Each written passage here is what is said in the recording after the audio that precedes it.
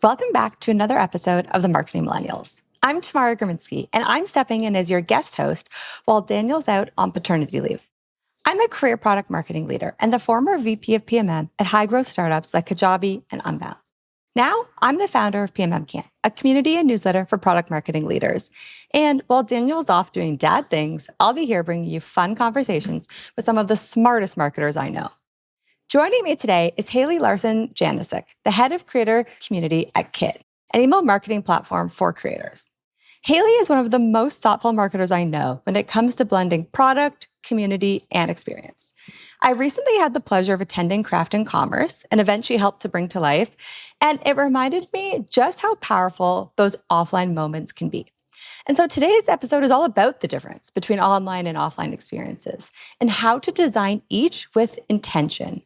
We'll dig into what each format is best suited for, how to create moments that actually stick in people's minds, and why the most powerful brand experiences don't always feel like marketing. Haley shares how Kit thinks about fostering real connection with customers and how those moments strengthen not just the brand, but the community too. Welcome to the Marketing Millennials, the No BS Marketing Podcast.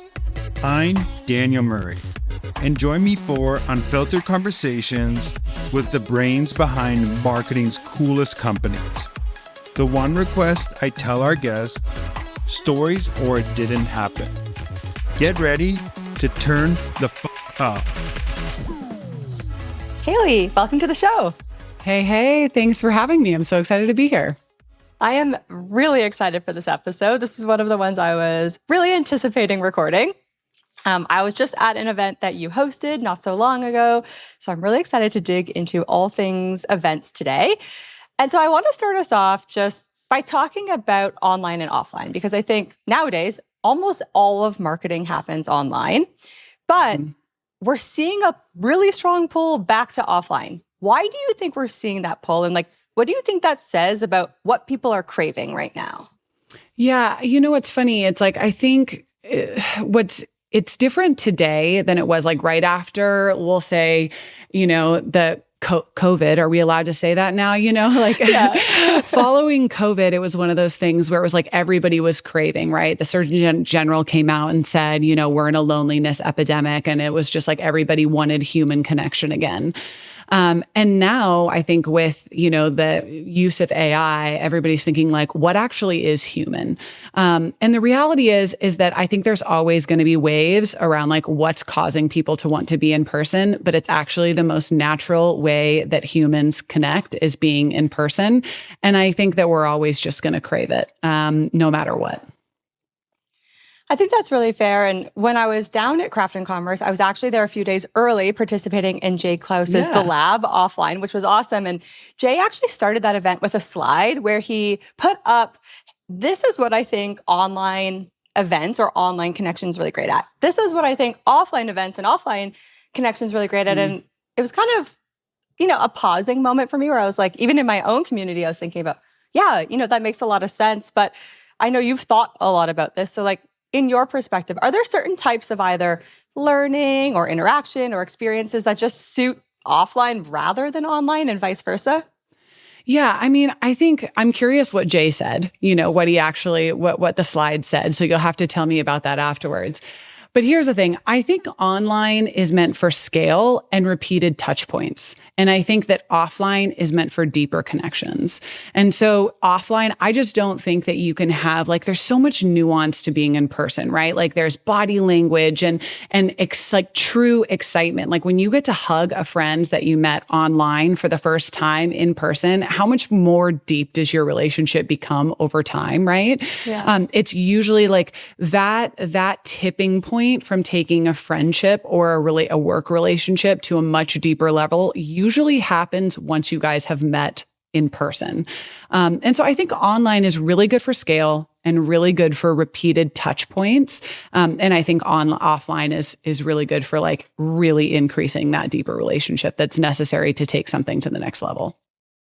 I love that. I always say one of my favorite things in the world is making an online friend an offline friend. Yes. And my partner does not work in the online space at all. And he always thinks it's just absolutely bizarre that I even have online friends that are like real friends, right? But it's true. It's like, oh my God, I have seen you and talked to you so many times on LinkedIn or at these events. And just the hug, like, it really does create that extra level of bond. So at Jay's event, so what he did have was very similar to what you're saying. Also, though, he talked a lot about teaching style and how online is really great for like, let's say like one-to-many kind of teaching.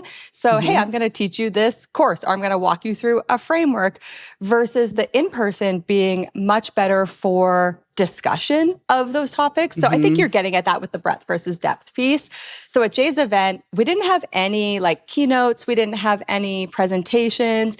It was all small group discussions or like individual work where we then worked with each other at our table to really go deeper into, help me interrogate how I'm thinking about my business, or help me, brainstorm other ways I could grow, whatever it might be.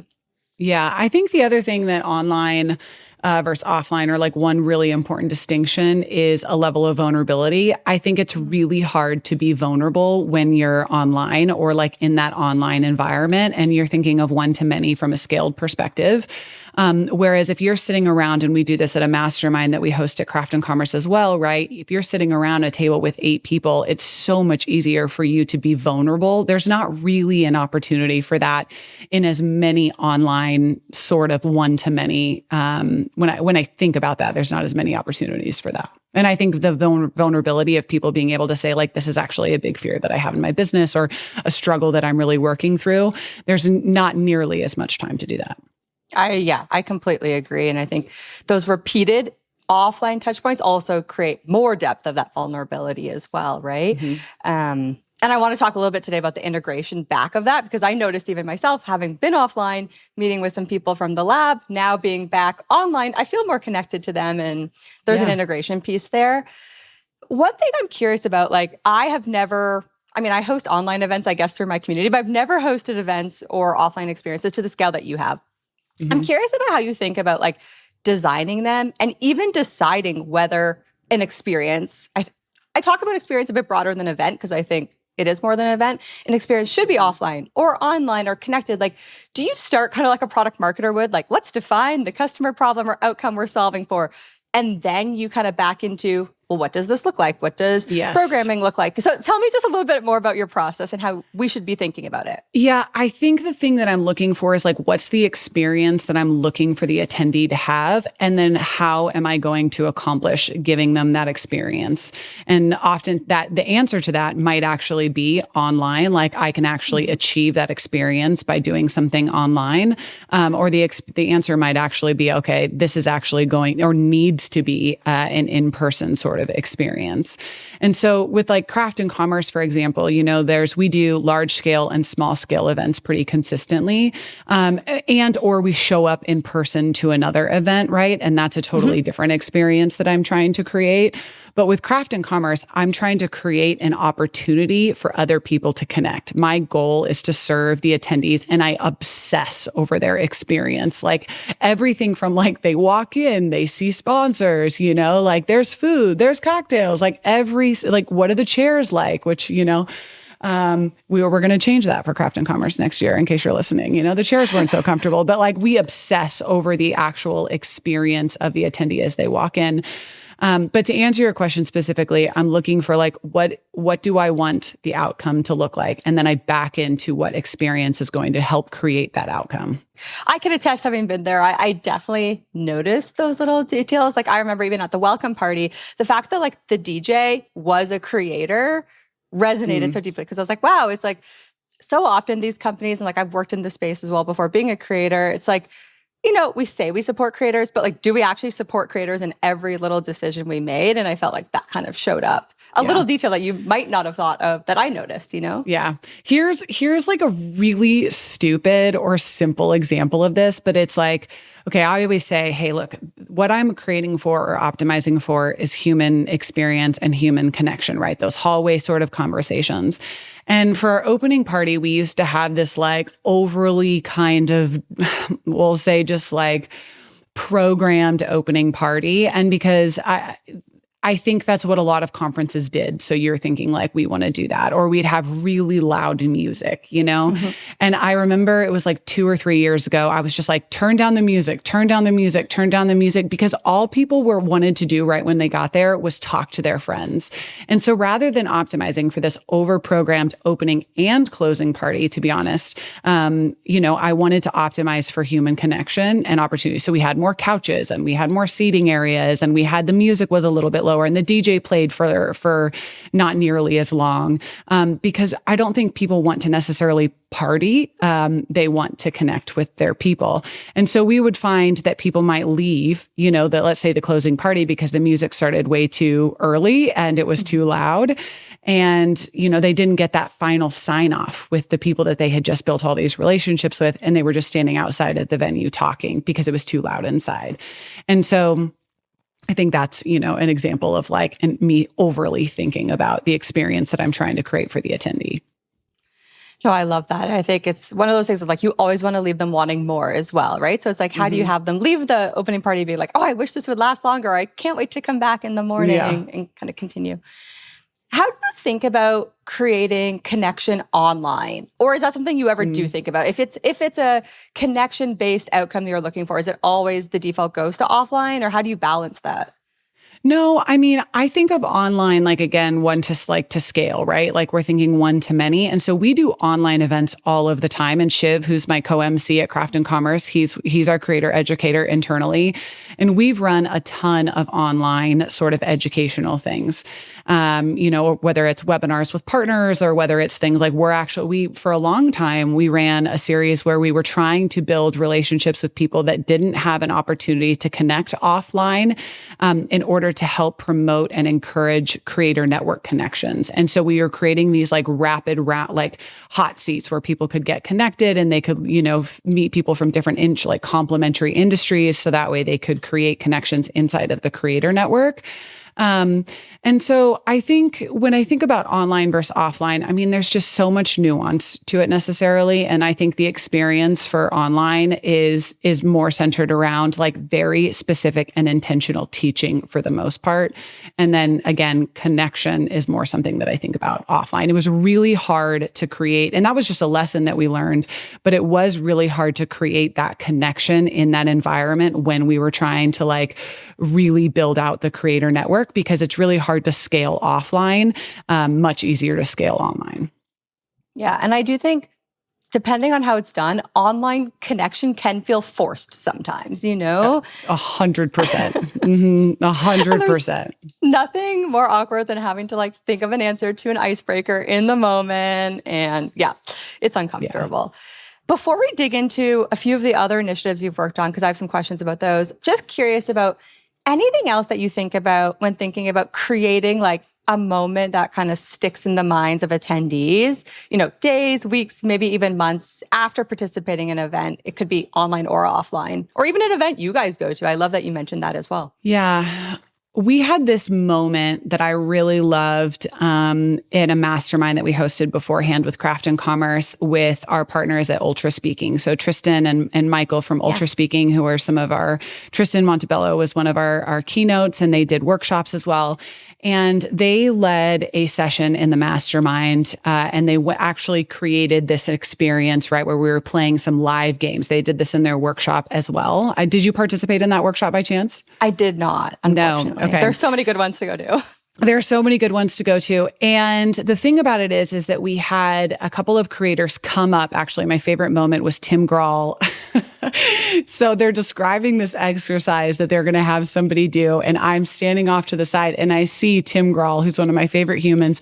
And he just has this giant smile on his face, super big smile on his face. And they called for a volunteer. And I said, I'm volunteering someone. And I was volunteering Tim Grahl, because the smile, it was just, I was loving it. And he was like, what?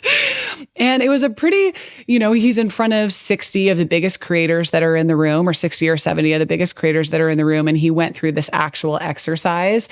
And then we had Thomas Frank, who's a large YouTuber. And then he got up and he did this other exercise where, and I'm blanking on what it was called, maybe the roller coaster or something. Oh, conductor. and they had to increase, and increase their volume based on a number, as far as when they're public speaking. Yes. And the actual practice of doing something and then live coaching them through this practice, which is something that's ultimately going to help them become more comfortable with public speaking and engaging their tone and, and whatnot. That was one of those. I can't put my finger on it exactly, but if I had to say the number of people that came up to me to talk about the experience they had with ultra speaking, north of 50. Wow. North of 50 people came up to me just to say, they're like, Tristan is like the human form of Xanax. And like I loved that quote. I thought it was amazing, but it was because what they actually taught while they brought somebody up and they were teaching and people were experiencing, they weren't just saying, this is what you should do. And I think that was something that really connected with people. Yeah, I try to do that in more of the events I'm doing as well. And Justin Moore actually did that in his workshop where Justin Moore's workshop was like how to pitch a sponsorship. And it was stressful in the moment because it was like, who wants to come up? And we had this like calculator, like thing that would just create a brand that you needed to pitch for. But he was playing those sponsor games. Exactly, the sponsor games. Yes. So, but like that has stuck around in my mind. And there was a few other workshops I went to that haven't stuck around. Not to say they weren't great, but there weren't those sticky moments. It's really like the actual, what I want for the workshops, right, is that somebody walks away because at the end of the day, you go to these events and you are flooded with information.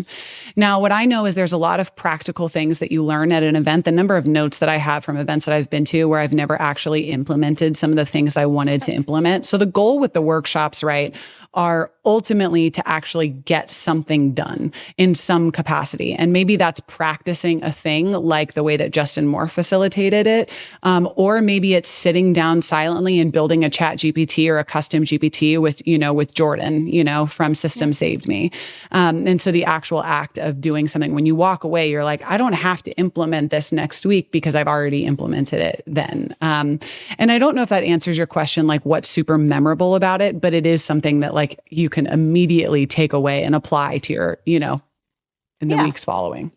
I mean, I think how I'm interpreting it and even how I'm processing it as we're speaking is it is more than just listening, right? Like all of the things we've just talked about have been engaging and tangible in some way. And so that is what I'm taking away from this is like create some sort of collaborative experience as part of that event, even if there is a teaching component to the event. Yeah, for sure. So I'd love to shift gears just slightly because another project that you also work on and have worked on for a while is Kit Studios, which, maybe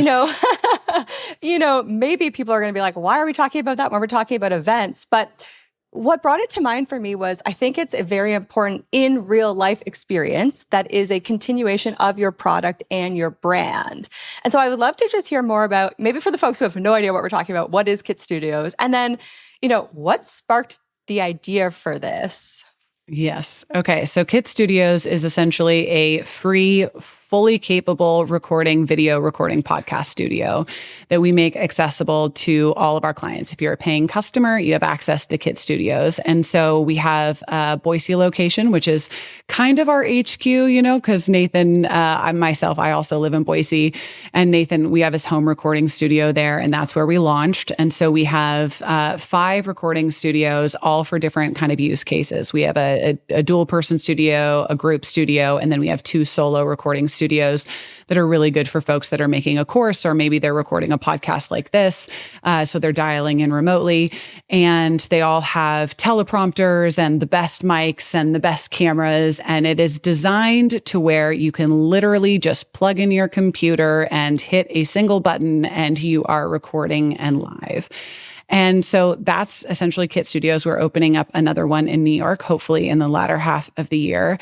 And the starting point of it was, in 2018, I remember sitting, we were at our team retreat. We were in Oceanside, California, and Nathan gets up and he always does this company address at our team retreats. As a remote company, we do them twice a year. And, it comes on a slide deck, it's like creator community space or something. And he wanted like a coffee shop, where creators could all come together and do lots of different things. And over the years, that just, I wouldn't say it evolved, but it just kind of dissipated with other things that we were doing. And there wasn't really a clear vision for it before. It was, he knew that being in community with creators was wildly important.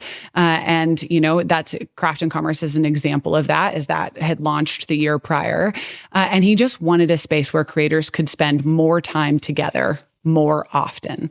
It was 2 years ago now, we were in Mexico, and we had been looking at real estate, and Nathan says, I was like, all right, Nathan, like, are we going to do this, And he goes, I mean, gosh, I really want to do it, but who's going to do it? And I was like, screw it. I'm going to do it, Nathan. I'm going to do it. Not my job necessarily. But I knew how important it was to the business, like from a branding perspective. I mean, there's so many great elements from a branding perspective, and we can talk about those later. But ultimately, I think as a business, one of my favorite things that we do at Kit is serve our customers and serve even people that aren't, or creators that aren't our customers, is teaching everything that we know and creating these studios allowed creators. There's this moment when we launched Chicago where there was this woman, and she was sitting, and she sat in this chair, and I was like, this is my favorite camera angle. I want you to sit here, and then I want you to look up on that screen and see how you look, right? And it was the first time for her in her creator business where she was proud of the way that she was showing up. And we made it so easy and accessible, because camera equipment's not is expensive. Microphones are expensive. Recording equipment is expensive. The SD cards that you're recording onto are expensive. And, for the first time, she showed up and she looked the way that she wanted to look. And I think that in that moment was the moment where I realized like how incredibly powerful and impactful it was what we were building. So I don't know, that was a long story long, but there you go. No, I love it. And I think I first heard about Kit Studios on like Nathan's podcast. I was listening and you guys talking about it. And as a product marketer, I was kind of breaking down like, oh, that's interesting. Why do I think they did this? What are the benefits, And one of them is obviously differentiation as well, right? Like, if people are comparing platform to platform, they may be looking for these little benefits of, well, I do have a big course I want to record. I could go in person to do that. Yeah. So, I mean, what's crazy is that we've had the number of people that we have had fly from across the country to record in Boise for their course. So they'll fly from New York to Boise. They will stay in Boise in a hotel for several days. They will record for, 2 to 3 days straight, because the cost is still less expensive than finding a studio in their own city. It also gives them, the ability to like hyper focus on a project, and there's all those other benefits. But the fact that we made it so accessible and so easy, and the cost is still, it's a huge cost for a lot of creators, right? You might be paying $5,000 to $10,000 just to produce a single course. And that is a huge differentiator when people are making decisions from one platform to another platform. And we'll say, especially with the speed of development at feature parity, and I'm not saying that we have feature parity with all of our competitors, but if someone's making a choice and a decision, they're like, hey, I live in New York City, I'm choosing between these two, and there's a Kit Studios that's right around the corner that I get access to for free if I choose Kit. That's a reason in itself, right there. Totally. I think so too. I currently live in Canada. I'm in Vancouver, but I'm moving to London. And so may I suggest that your next Kit Studios be in London? I love that you're moving to London. We go there fairly often. I'm going to be back in September. But no, actually, I am constantly pushing for London. We have a huge creator cohort or customer base there. And I'm like, oh, London. I always do user research when I'm there. I'm like, hey, what studios do you go to? And what would you like something like this? And amazing. Well, we'll have to connect after about London. And that sounds awesome. Okay. One thing I have wondered around Kit Studios is how you're evaluating like the success of it, because I imagine you could go in a couple different directions here. Like, oh, this doesn't need to be profitable at all, or this is just a big brand play or a differentiator. So just walk me through how you and the team think about evaluating the impact of Kit Studios. Yeah.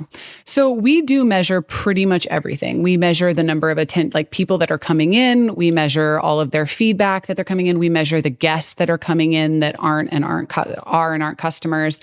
It's a little bit tough because right now in Boise, there's not a massive creator community in Boise, the same way that there are in, let's say, Chicago, New York, or LA, or Austin.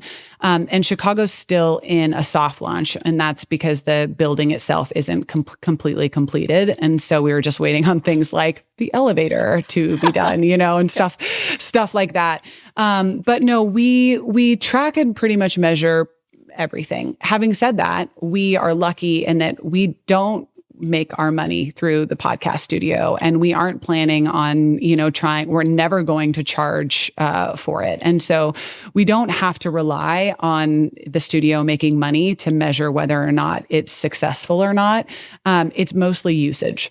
The more we can get people in there, is we want to, just from a real estate perspective and a cost perspective, we want to make sure that it's being utilized. And if it's being utilized, then we're winning. And so that's the number one metric. And if it's being utilized quite frankly, I don't even think that I've received a single piece of, I don't think I've received a single piece of critical feedback when it comes to the studios. Actually, at Craft and Commerce, we had one gal, she says, it almost seems like you're trying to hide this from us. Like the fact that you have this, like you don't market this enough.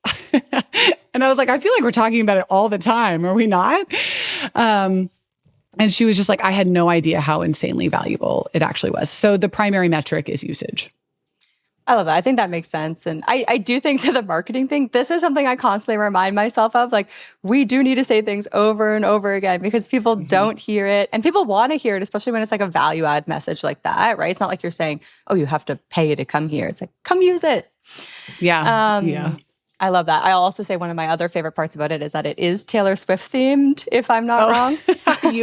You're not wrong at all. In fact, every single one of our songs. So Nathan, our CEO, as many people know, is literally the biggest Taylor Swift fan of all time. I mean, I'm a mega Taylor Swift fan as well, but like Nathan is like massive, right? And for a mid-30s dude, that's pretty funny. So all of the podcast studios are named after a favorite Taylor Swift song, or the feeling, like you go into it, it's the feeling, so yeah. I love that so much. Yeah. Big Taylor Swift fan as well. I went to 2 Eras shows during, love that. Had to.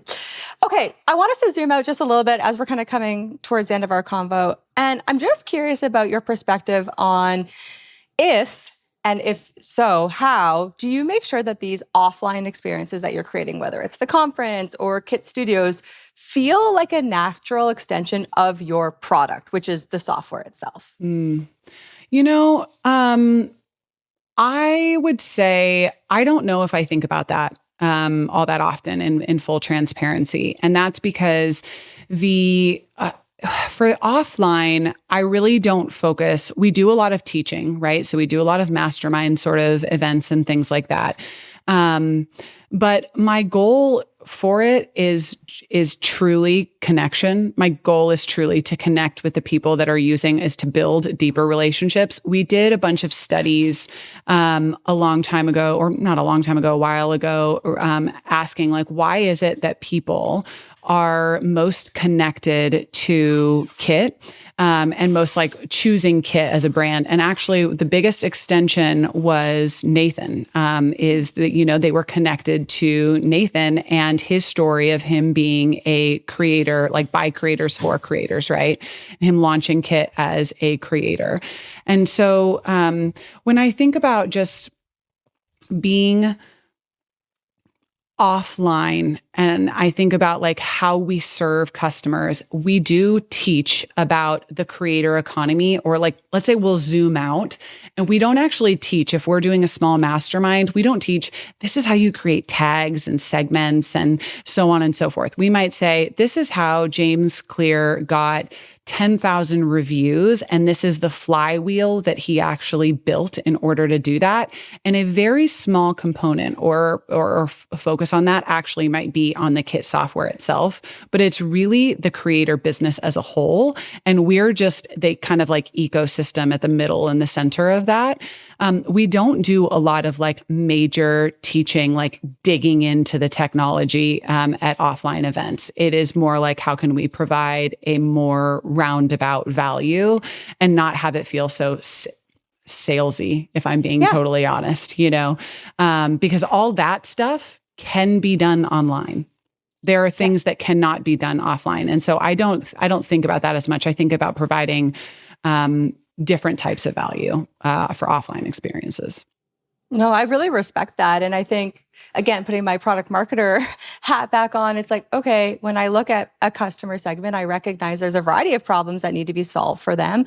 The product solves some of those problems, but then there's others, like some that you mentioned, like, wow, I want to be inspired as a creator, or I want to know like how to do things beyond my email tool that are important and part of that journey. And I think it is worth recognizing that the same way different parts of your product solve different problems for the end customer, so can different parts of your brand experiences as well, right? They don't all have to solve the same one. Yeah. The other thing too is that from an offline perspective, a lot of times what I'm trying to do is I'm trying to like create opportunities for people to make connections. And so I feel like it's really narrow-minded to come in and if I'm tied, regardless of creator type, it's really narrow-minded to just be like, email is going to solve all of your problems, because it's just not, right? And so even if you look at your business, you're saying like, okay, I've got a community platform and I've got email and I've got social media. And it's really hard for me to just say like, this is what you need to do with email without thinking about all of the other things. And so if I just narrow in just on email, then I'm leaving so much out there on the table to really allow me to serve like creators the best way that I possibly can, or just one small sliver of it. Absolutely. All right. Well, we're coming to the end of our time together, and we like to end every episode of the Marketing Millennials with one question, which is, Haley, what is one marketing hill that you would die on? Oof. Okay. I love this question. I thought about this a lot beforehand. So I would say this. So many marketers focus when they think about events, they're like, is it really valuable? Should we do this? It's so hard to prove. What is the what are the number of accounts that we got and we closed, and how are we going to measure this? And, I go to events for 3 reasons. I go for client retention, I go for client acquisition, and brand awareness. And I might go for all 3 to a single event, or I might choose to go to one event for only one of them, right? And so let's say, for sake of argument, I go to a food content creator event, right? And I have a handful of competitors that we really compete against in that specific market segment. I can go to that event only for client retention and say, if I can save 5 customers, right? Or 5 people, because if I didn't show up, right? And there was another booth of a competitor, for example, that's there, and they get 30 attendees to show up, and then they convert 30%, right? That cost alone right there could essentially cover my entire event budget, or the cost or the reason for me attending that event. And so I'd really encourage people that are creating sort of, or like, let's say sponsoring events or creating in-person experiences, to stop focusing only on new client acquisition, but focus on retention as well. I think it's a huge reason that we should be going to conferences, is the relationships with our customers and not just, net new MRR. I love it. That's a great one. Haven't heard that one before on the show. So there you go. Good. So Haley, where can folks learn more about you, maybe learn more about Kit, follow along with your journey? Yeah, you can go to kit.com for all things Kit. You can follow me on LinkedIn at Haley Janiczek, or maybe Instagram at Haley Jani. And I'm trying to show up more on LinkedIn, as are the rest of the creators in the world. So I would say probably there, or Instagram. Sounds great. Well, thanks so much for coming on the show today. Yeah, thank you. Thanks so much for listening. Keep tuning in to hear more great insights from the coolest marketers from around the world. If you haven't already, make sure to subscribe and follow the Marketing Millennials podcast on Apple Podcasts, Spotify, YouTube, or wherever you get your podcasts. And if you like what you hear, I would greatly appreciate you giving us a 5-star rating. It helps bring more marketers into our community.